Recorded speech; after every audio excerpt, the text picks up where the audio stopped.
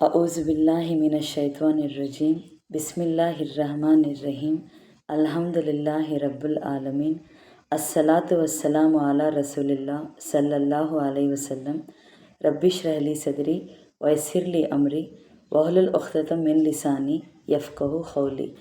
अस्सलामु अलैकुम वरहमतुल्लाहि वबरकातुहू। सब जनाओं को तुम्हें भी ये वीडियो देखने के पहले दरूद और सलाम पढ़ को ये वीडियो देखना शुरू करो।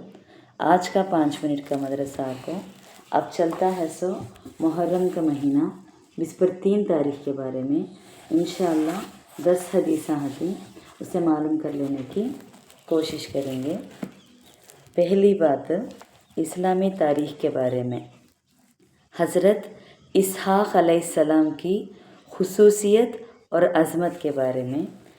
हज़रत इसहाक़ अलैहिस्सलाम अल्लाह ताला के जलीलुल क़दर नबी और बहुत सारी सिफ़त के मालिक थे। कुरान करीम ने उनकी नेकी और शराफ़त, नबूवत और रहमत और बुलंदी और अज़मत की शहादत दी है। उन्हें ये फ़जीलत और खुसूसियत हासिल है कि बनी इस्राईल के सारे अंबिया उन्हीं के नस्ल से हैं। तारीख़ से मालूम होता है कि तकरीबन 3500 अंबिया उनके नस्ल में पैदा हुए। उसके साथ मस्जिद अक्सा जैसी अज़ीम शान मस्जिद की तामीर का शर्फ भी उन्हीं को हासिल है। अल्लाह ताला ने उनके फ़ज़ल और कमल का तज़किरा करते हुए फरमाया, हमने हज़रत इब्राहीम अलैहिस्सलाम को हज़रत इसहाक़ अलैहिस्सलाम की विलादत की बशारत दी कि वो नबी नेक बंदों में होंगे और हमने उन पर और इसहाक़ पर बरकतें नाजिल फरमाई। सूरह सफ़ात में 112-113 आयत में ज़िक्र आया सो ये। उनकी पैदाइश सरज़मीन इराक़ में हुई, मगर पूरी ज़िंदगी मुल्क शाम में रहे और 160 साल या 180 साल की उम्र में वफ़ात पाई और अपने वालिद मोहतरम के बराबर मदीनतुल खलील में दफन हुए। दोमा क़िस्सा अल्लाह की कुदरत के बारे में। खारे और मीठे पानी का अलग रहना। कुरान में अल्लाह ताला ने ऐसे 2 समुंदरों का तज़किरा किया है जिनमें से एक का पानी खारा और दूसरे का मीठा है। उनमें तूफ़ान भी आते हैं, उनका पानी उतरता चढ़ता है और बड़े बड़े समंदरी जहाज़ भी चलते हैं, मगर इसके बावजूद खारा और मीठा पानी एक दूसरे में नहीं मिलते, जबकि उनके दरमियान बज़ाहिर किस्म की कोई आड़ या रुकावट भी नहीं है। ये अल्लाह ताला ही की कुदरत का कमाल है कि उसने खारे और मीठे पानी को बग़ैर किसी रुकावट के एक दूसरे से अलग कर रखा है। 3वां क़िस्सा एक फ़र्ज़ के बारे में। इस्लाम के शाइर का एहतराम का तो क्या देखेंगे। अल्लाह ताला फरमाते हैं, और जो शख्स अल्लाह ताला के शाइर का ताज़ीम करे तो ये बात दिलों के तक़वे से हासिल होती है। सूरह हज में इस पर 2वां आयत में है सो शाइर किसे बोलतेंगे तो वो चीज़ें जो दीन इस्लाम की अलामतें और पहचान होती हैं और जिनसे आम तौर पर इस्लाम और कुफ्र में फ़र्क और इम्तियाज़ पैदा होता है, उनको शाइर इस्लाम और शाइर अल्लाह कहते हैं। जैसे अज़ान को सलाम, हज, उम्रा, खतना, दाढ़ी वगैरह, इन शाइर के ताज़ीम करना फ़र्ज़ है। इनको हकीर समझने یا ان کا مذاق اڑانے سے ایمان جاتا رہتا ہے۔ 4واں قصہ ایک سنت کے بارے میں۔ مہمان کے ساتھ تھوڑی دیر دور جانا۔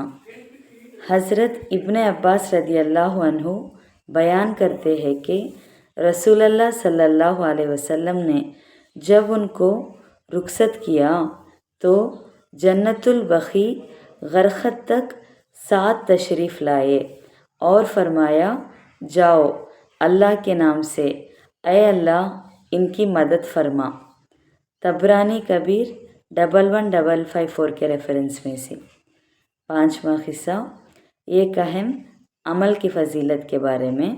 دعاؤں سے بلاؤں کا ٹلنا۔ رسول اللہ صلی اللہ علیہ وسلم نے فرمایا، دعا نفع پہنچاتی ہے، نفع کو تو فائدہ، اور ان بلاؤں کو ٹالتی ہے جو نازل ہو چکی ہیں، اور ان بلاؤں کو بھی جو ابھی تک نازل نہیں ہوئی۔ اس لیے تم لوگ دعاؤں کا اہتمام کیا کرو۔ مستدرک حاکم 1815 ابن عمر رضی اللہ عنہ کے ریفرنس میں سے۔ دعا کرنے سے بلائیں جو ہیں اور جو بھی آنے والے ہیں وہ سب بھی ٹالتی کرتے، اس کو دعا زیادہ سے زیادہ کرنا۔ 6واں قصہ ایک گناہ کے بارے میں۔ قرآن میں اپنی رائے کو دخل دینا۔ رسول اللہ صلی اللہ علیہ وسلم نے فرمایا، جس نے قرآن میں اپنی رائے سے کوئی بات کہی وہ اپنا ٹھکانہ جہنم میں بنا لے۔ ترمذی 2950 ابن عباس رضی اللہ عنہ کے ریفرنس میں سے۔ 7واں قصہ دنیا کے بارے میں۔ دنیا آخرت کے مقابلے میں کیا کہتے سو؟ رسول اللہ صلی اللہ علیہ وسلم نے فرمایا، اللہ کی قسم دنیا آخرت کے مقابلے میں اتنی سی ہے کہ تم میں سے کوئی اپنی انگلی سمندر میں ڈالے، پھر نکالے اور دیکھے کہ اس انگلی پر کتنا پانی لگا ہے۔ صحیح مسلم حدیث 7367 مستورد رضی اللہ عنہ کے ریفرنس میں سے۔ تو اس میں خلاصہ کیا کرتے ہیں تو مطلب یہ ہے کہ سمندر میں انگلی ڈالنے کے بعد جو پانی انگلی پر آتا ہے بس دنیا اتنی سی ہے اور آخرت سمندر کے جیسی ہے۔ 8واں قصہ آخرت کے بارے میں۔ اہل جنت کے لیے حوریں۔ قرآن میں اللہ تعالیٰ فرماتے ہیں، ان اہل جنت کے پاس نیچے نگاہ رکھنے والی بڑی بڑی آنکھوں والی حوریں ہوں گی۔ وہ حوریں صفائی میں ایسی ہوں گی گویا کہ چھپے ہوئے اندھے ہیں۔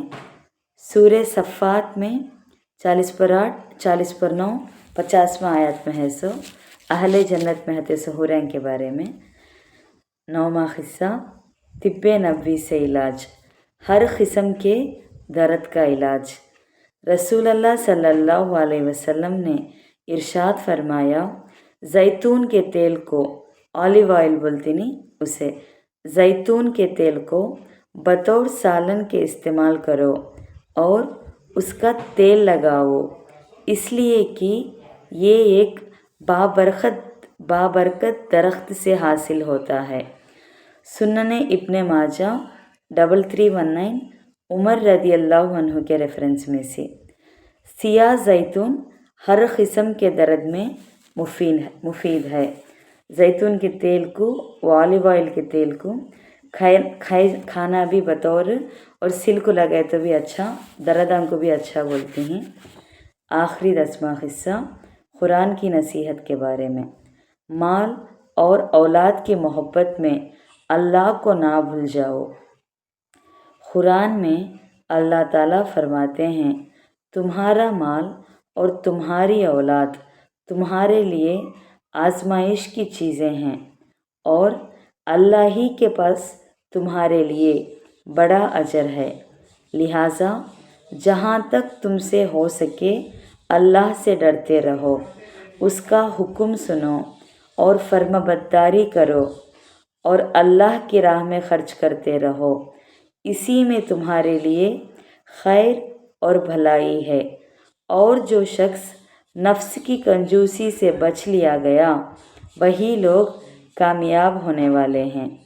سورہ تغابن میں 15واں 16واں آیت میں ہے سو یہ مال اور اولاد کی محبت میں اللہ کو بھولنا نہیں کر کو۔ الحمدللہ آج کا 5 منٹ کا مدرسہ بسپر 3 محرم کے بارے میں بات کر لیے۔ انشاءاللہ کل بسپر 4 محرم کے بارے میں بات کریں گے۔ السلام علیکم ورحمۃ اللہ وبرکاتہ۔